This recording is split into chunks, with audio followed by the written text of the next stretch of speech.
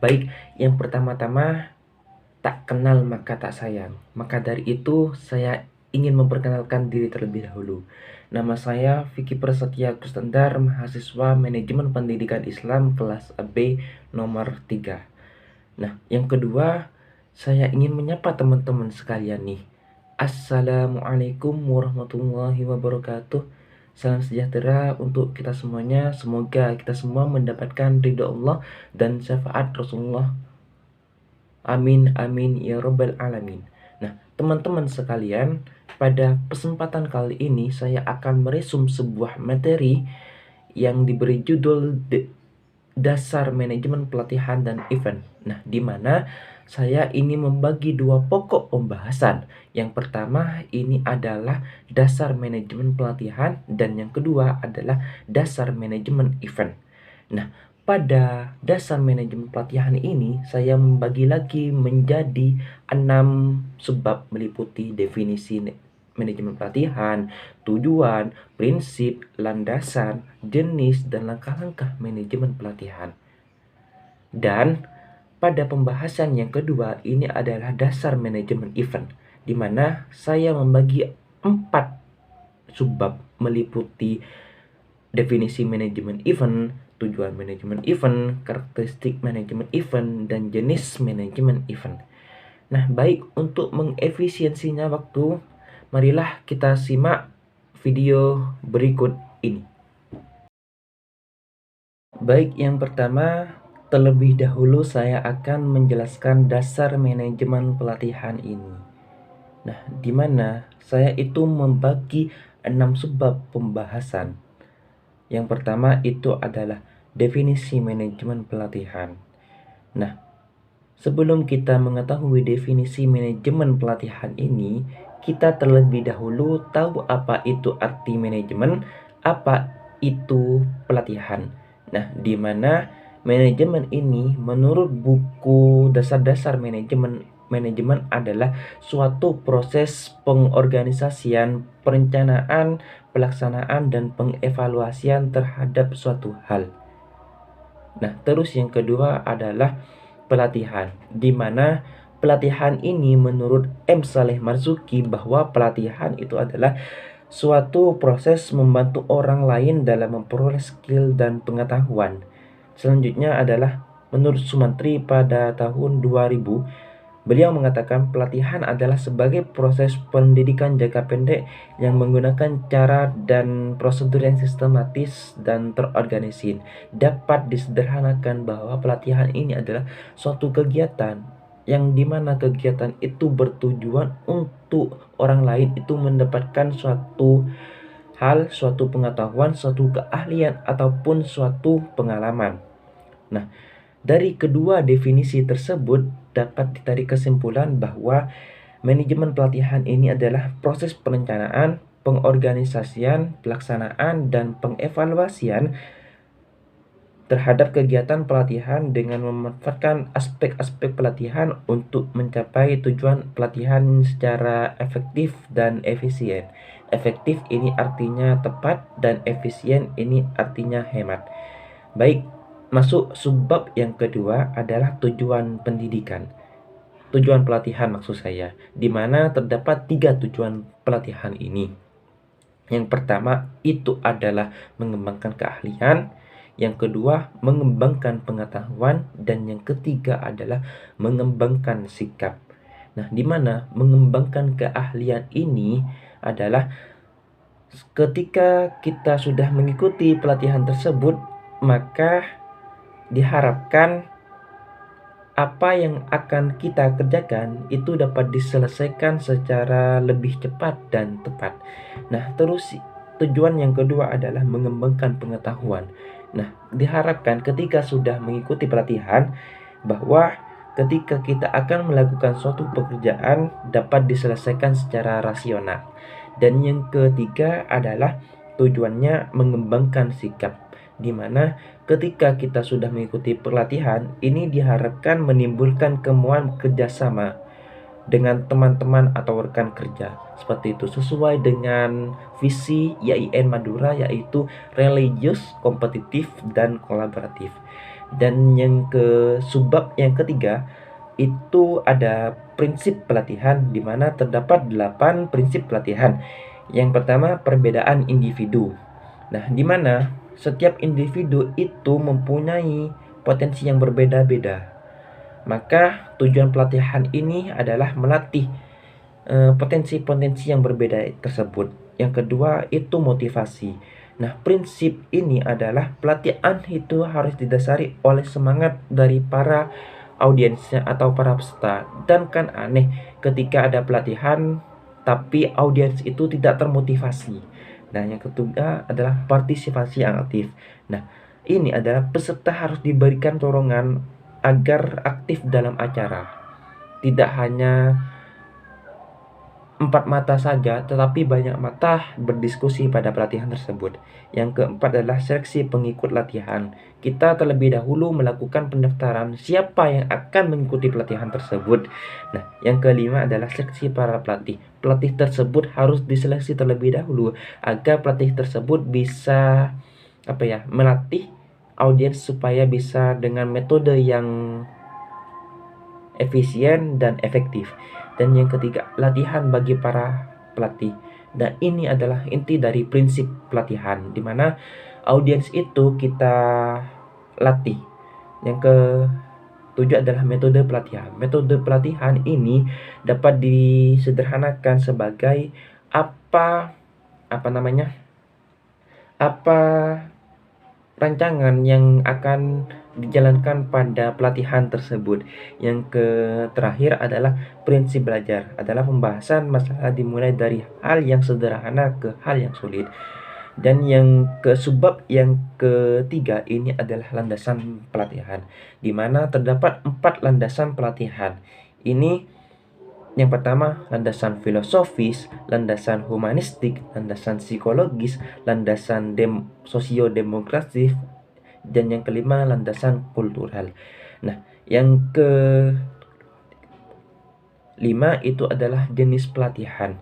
Pelatihan itu ada jenis-jenisnya, di mana terdapat 1, 2, 3, 4, 5, 6, 7. Terdapat 7 jenis pelatihan. Yang pertama, skill training, adalah pelatihan tentang skill kita. Entah itu pelatihan public speaking, entah itu pelatihan desain grafis. Nah, yang kedua adalah retraining, adalah memberikan keahlian yang dibutuhkan. Yang keempat, course functional training, telah pelatihan yang melibatkan sumber daya manusia.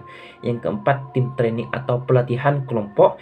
Dan yang kelima adalah language training atau pelatihan bahasa. Dan yang keenam adalah teknologi training, adalah pelatihan tentang seputar teknologi. Dan yang terakhir adalah creativity training atau pelatihan kreativitas kita. Nah, setelah kita tahu apa definisi, tujuan, prinsip, landasan, selanjutnya ini terdapat 10 langkah-langkah ketika kita menjalankan suatu manajemen pelatihan. Yang pertama itu adalah identifikasi atau analisis kebutuhan. Nah, kita pertama kali itu analisis terlebih dahulu apa yang dibutuhkan untuk pelatihan ini. Nah, terus yang kedua itu menguji. Menguji ini setelah kita menganalisis, kita uji terlebih dahulu agar kebutuhan tersebut bisa tepat pada pelatihan ini. Dan yang ketiga, klasifikasi dan menentukan peserta latihan. Kita akan membuat suatu pendaftaran. Yang keempat, rumusan tujuan pelatihan. Kita rumuskan terlebih dahulu tujuan pelatihan tersebut seperti apa. Seperti contohnya tujuan pelatihan tersebut agar bisa public speaking. Yang kelima adalah pendesinan kurikulum atau silabus. Hal ini bisa diartikan bahwa apa rundown acara pada pelatihan tersebut. Yang keenam, perencanaan program pelatihan. Nah, kita terlebih dahulu merencanakan program pelatihan. Yang ketujuh adalah penyusunan dan pengembangan kerangka acuan. Yang kedelapan, pengembangan program latihan. Yang kesembilan, evaluasi program pelatihan. Nah, ketika hal yang tadi saya sudah jelaskan itu, kita yang terakhir adalah mengevaluasi, supaya evaluasi tersebut bisa bisa menjadi pengalaman supaya lebih baik untuk pelatihan kedepannya. Dan yang terakhir adalah tindak lanjutan pelatihan, di mana tindak lanjut ini setelah latihan tersebut diselesaikan, itu harus ada tindak lanjut supaya bisa efektif dan efisien. Sekarang kita masuk pada bab yang kedua, yaitu mengenai konsep dasar manajemen event, di mana saya itu membagi 5 subbab pembahasan. Yang pertama itu adalah definisi. Nah, manajemen event ini dapat didefinisikan adalah pengorganisasian sebuah kegiatan yang dikelola dengan terorganisir, sistematis, efisien, dan efektif. Nah, kata lain dari manajemen event ini kata lainnya adalah event organizer atau dikenal dengan EO. Event ini bisa diartikan sebagai kegiatan atau acara, dan organizer ini artinya adalah pengatur.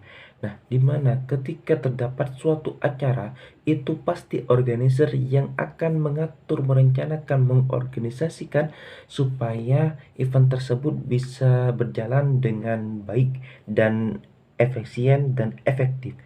Nah, event organizer ini adalah bidang jasa yang secara resmi ditunjuk oleh klien atau orang yang mengundang untuk mengkoordinasikan rangkaian acara, mulai dari sisi kreatif, persiapan, pelaksanaan, hingga selesai. Nah, masuk pada subbab yang kedua mengenai tujuan event, di mana terdapat 4 tujuan event. Yang pertama adalah pengalaman dan keahlian. Jadi kita itu akan mengalami pengalaman dan keahlian yang baru. Yang kedua, berorientasi pada detail. Yang ketiga adalah hemat waktu dan biaya. Dan yang keempat, kreativitas.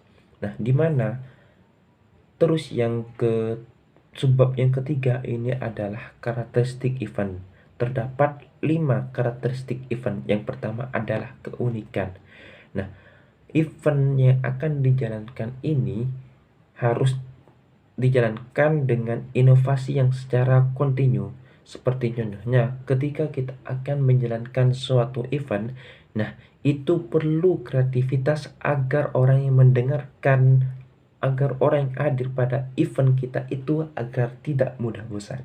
Yang kedua adalah perishability atau mudah rusak. Hal ini bisa diartikan bahwa event ini hanya berlangsung 1 atau 2 hari saja, seperti pesta pernikahan yang di tanggal pada hari Sabtu dan Minggu. Nah, setelah hari Minggu itu, event itu tidak akan sudah selesai. Yang ketiga adalah intangibility atau dikenal dengan tidak dapat dipahami, berwujud persepsi. Dan yang keempat adalah suasana. Suasana ini tepat situasi dan kondisi. Bisa diartikan bahwa suasana ini ketika akan menjalankan suatu event, suatu wedding, organizer atau pesta pernikahan, itu kita